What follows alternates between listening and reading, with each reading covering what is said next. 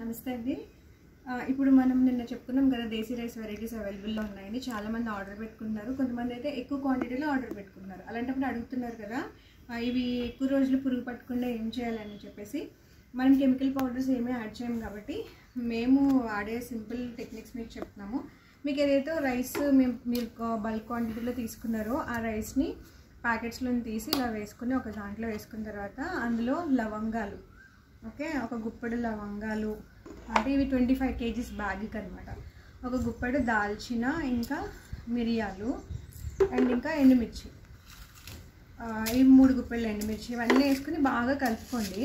మొత్తం ఒక 20 kgs 25 kgs వాటన్నిటికీ కలిపి క్వాంటిటీ చెప్తున్నా.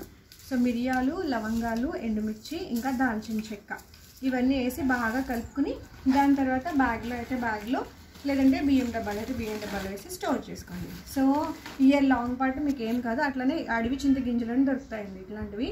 ఇవి మీకు మ్యాక్సిమమ్ శ్రీశైలము ఇంకా తిరుపతి కొండపైకి వెళ్ళినప్పుడు మీరు అక్కడ అమ్ముతారు. అక్కడ దొరికితే మాత్రం తప్పకుండా తీసుకుని ఒక బ్యాగ్కి 25 kg బ్యాగ్కి 2 వేసుకుంటే చాలండి, మొత్తం పురుగు అనేది పట్టదు. ఓకే.